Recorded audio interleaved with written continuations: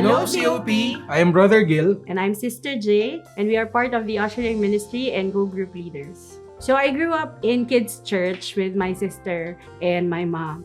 When I went to college, that's when I consistently go to church every weekend. Biggest blessing was nakilala ko si Jay.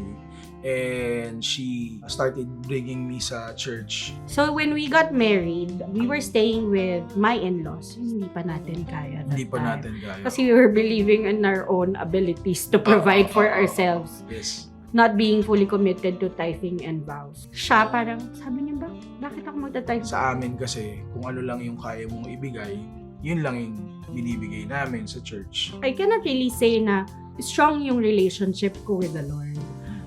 Parang dahil nga I grew up as a Christian, parang naging routine siya sa akin. Then dumating yung time na parang gusto naming mag-try sa ibang bansa. Nag-resign ka, nag-resign ako.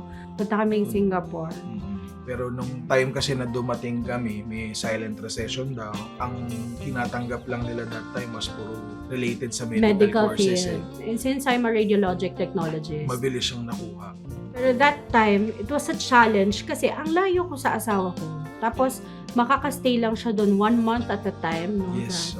Parang nagtampo kay Lord. Sabi ko, dinala mo ko dito. Tapos, ako lang. Nahirapan ako makahanap ng regular work. So, ang ginawa ko, tumutok ako sa ushering ministry. Nag-fully commit siya kay Lord. Oo, kasi wala akong work eh. It was opposite for me. Nagtatampo ako kay Lord. Tapos, amazing si Lord kasi siya yung sumusuyo sa akin every week. Tinatawag nila ako sa COP Singapore Bible Study. It's as if God is talking to me, reaching out to me. Tapos hanggang sa ayun na, doon na nagsisik na ako kay Lord, nag-strengthen na yung relationship. Pinagpapray ko parati is yung way na mapap-uwi ko na si Jay. So nung nag-start ako sa real estate, trinay kong mag-start na magbigay ng tamang tithe and nagbibigay rin ako ng seed. Doon nagsimulang mag-flow yung blessing pabalik sa amin. Sinagot ni Lord yung prayer namin na una na yung nga finances namin maayos. And glory to God kasi yung first sale ko was just a post online. Nakabili ako ng kotse dahil dun sa benta na yon. Pangalawa was nagbawa ko ng some amount. Nakakuha rin ako ng Serenity. Nakakuha ka mo ng Serenity. Medyo nagsunod-sunod din yung sale namin hanggang sa sabi ko, Umuwi uwi ka ka na na lang.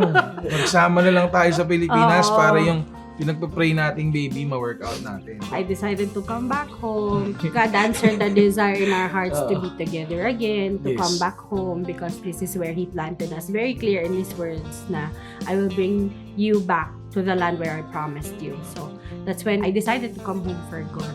Yun, naghanap na ako ng property na pwede namin kahit rentahan lang. Rent, for the yeah, we meantime. were renting. Yung una namin nakuha was, nandun kami sa 3rd floor. Yung Ayun. appliances, pre-provide ni Oo, Lord. pre-provide lahat ni Lord. Kasi wala kaming ipong gamit.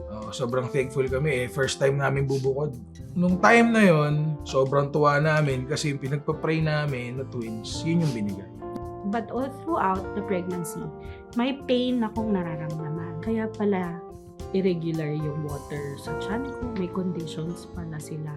Na-hospital ako sa ICU for pregnant women. Hindi niya na ako nakita. That was 23 weeks being pregnant with the twins. And then sa unti-unti, si Lord naman yung nag-sustain sa amin. Nilabas niya kami dun sa grieving, sa mourning. Tapos, gusto na namin magkabahay, Lord. Habang kami lang dalawa, mas madali pa sa amin. Ang galing lang kung paano niya in-answer yung prayer. Yun na, nagkaroon na ng rename. So sabi namin, sige, sali tayo 1.5 per week. Nung nag-rename kami, sabi ni Pastor, if you will build God's house, He will build your house. Then the pandemic happened. Siyempre ako hindi ako masyado makapagtrabaho nun kasi nga Bawal lumabas. bawal lumabas eh. Hanggang ngayon, hindi ko maisip is paano namin na-survive yun. Rent, utilities namin, pagkain namin, tapos dinagdag namin yung vow. So sabi namin, Lord, kayo nang bahala. Problema namin parati yung pag umuulan, nakabahan kami, muntik nang malubog yung sasakyan. So pinagpipray namin, Lord, bigyan niyo kami ng bahay na hindi na kami kakabahan.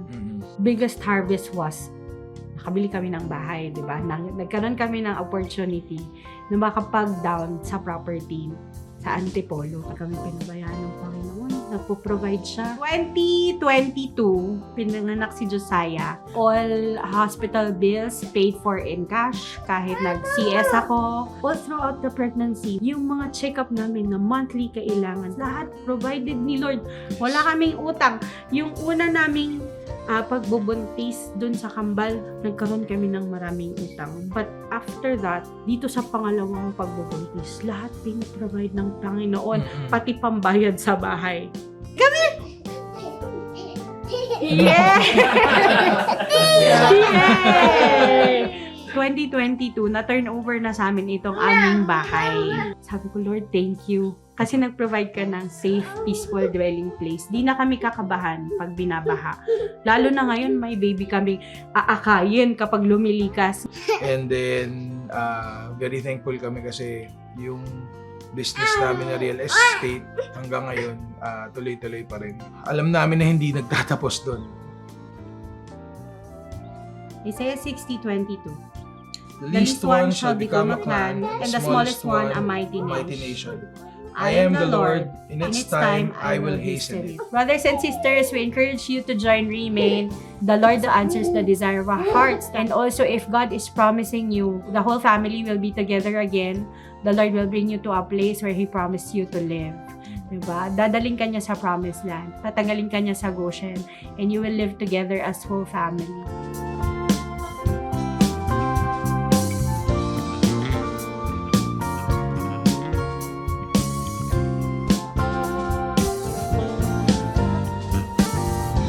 If God did it for us, He will do it for you.